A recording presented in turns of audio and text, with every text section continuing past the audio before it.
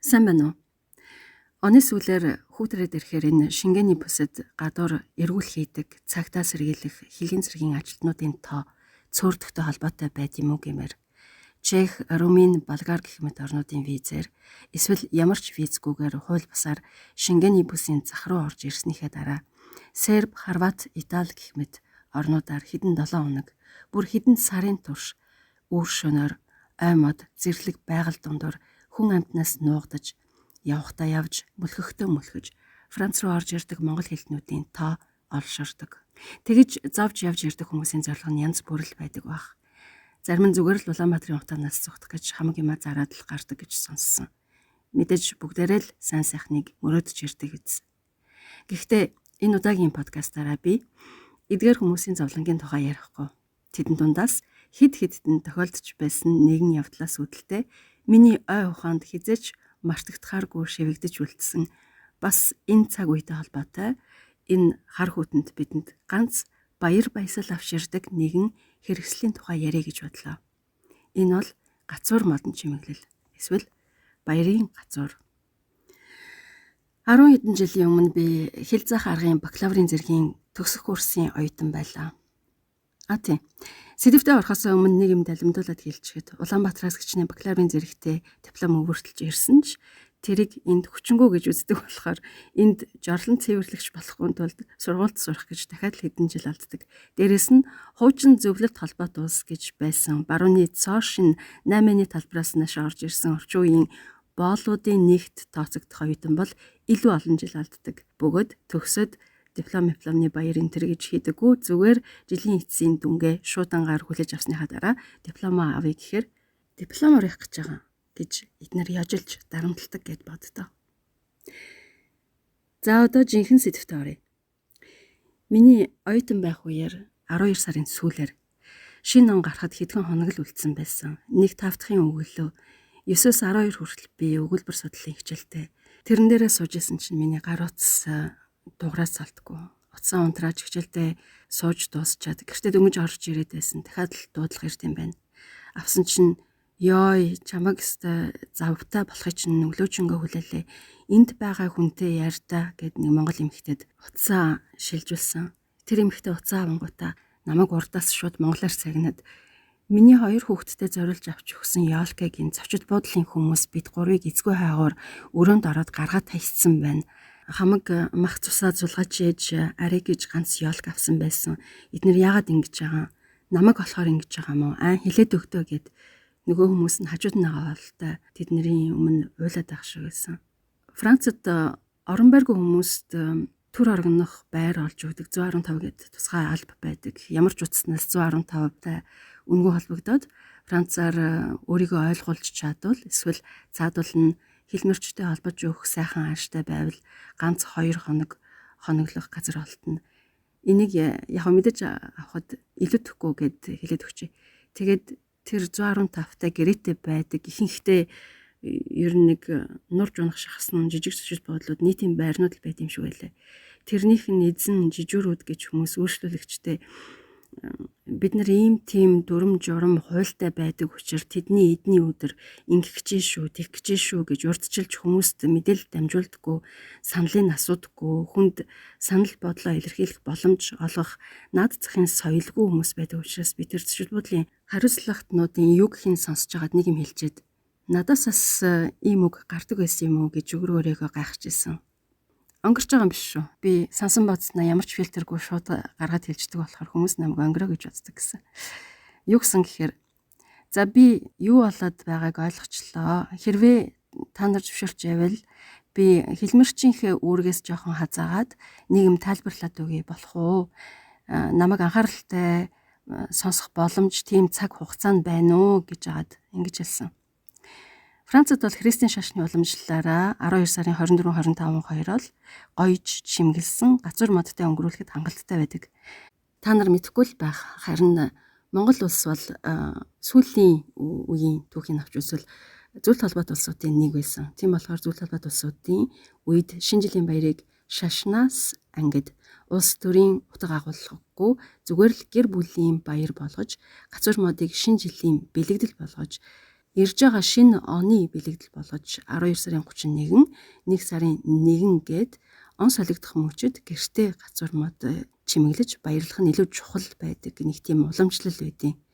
Тийм учраас наад хүнд чинь янз бүрийн хар ажил хийж чулдаж авсан гацуурыг нь шинэ он гараагүй байхад хөндлөнгийн хүмүүс хулгаагаар гаргаад хайчаар ойлгомжгүй байгаа. Францад ирээд удаагүй бас чимж гойсон гацуур Христийн шашинтай ямар холбоотойг мэдж амжаагүй байгаа бол энэ эмэгтэй гомдлох нь надад бол ойлгомжтой. Та нарт харин одоо ойлгомжтой болсон уу гэж хэлсэн.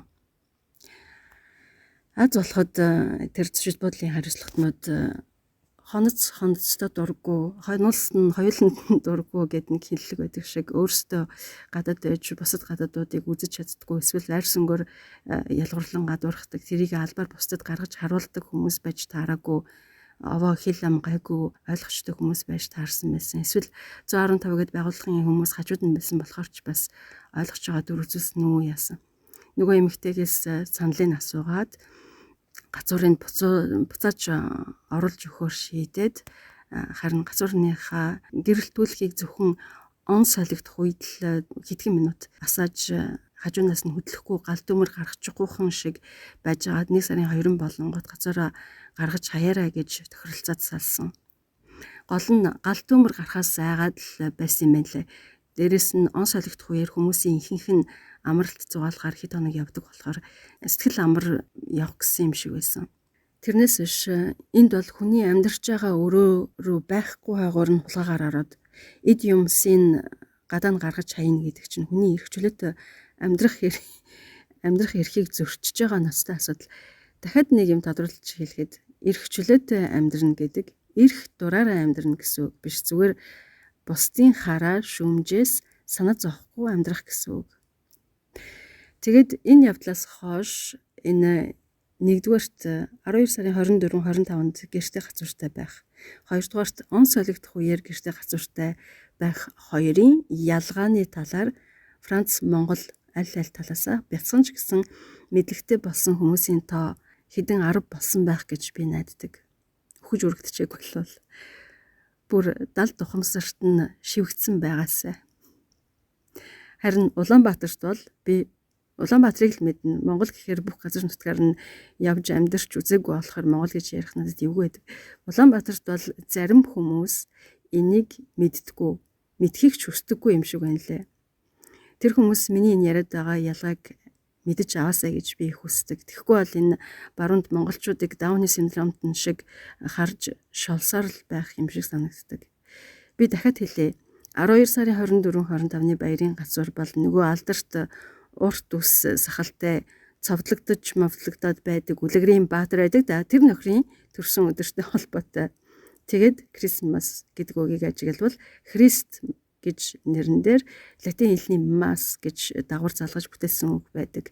Mass гэж монгол хэлээр бол харьяалахын тийм ялгалын ин ни гэсэн дагвартай дүүцэх. Бас тэрнээс эндээс гаралтай гэсэн утгатай дагвар үг.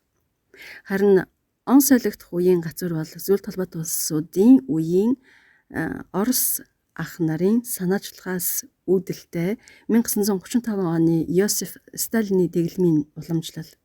12 сарын 31-нд гацуур мод чимэглэж шинэ жилийн баярыг тэмдэглэх санаачлагыг улс төрийн зүтгэлтэн Павел Постишев гэж хүн гаргаж бид шинэ жилд зориулж хүүхдүүддээ баяр хөөртэй тод гэрэлтсэн гацуур мод бэлэглэх ёстой гэж мэдэгдэж байсан гинэ. Тийм учраас 12 сарын 25-наас хойш Крисмас гэж үгийг хэрэглэх утгагүй шүү гэдгийг тогтоож аваасай гэж би гордож явдаг. Интернет дээр харин нэг сард ч гэсэн өвлийн өвгний зураг яваад байвал тэр нь энэ шашны үнэн алдарсан гэх мэт өөр урсгалуудын үлгэрийн бааtruуд юм шиг байлаа. Надад тийм үлгэр судалж явж явах цав байхгүй. За энэ удаагийн подкаст өндөрлөе. Энэ талаар ер нь бодоод байсан чинь дэндүү олон юм бодогдож байна. Хэл шинжлэлийн ухаанд ямар ч хэлийг хэний ч өмч биш гэж үздэг шиг энэ баярын гацуур бол хэний ч өмч биш. Даяарчлал зах зээлийн системийг дэмжиж дуртай нь бас боломжтой нь хязгаарч хамаагүй гэртээ гацуур мод чимэглэд байж иж болох юм. Харин цаад утга соёлын өв талаасаа бол шал өөр асуудал. Айгүй бол энэ өвөл ганцаараа ногоород байж идэг модыг тайрч авч, овох одоо аваачаад, чимэглэж, тойрч, дуулж бүжгэлдэг байсан арт түмэн нь явж Сибирээс гаралтай монголчуудын өвөг эцэгч байсан байж магад. Хэн мэдхэв те?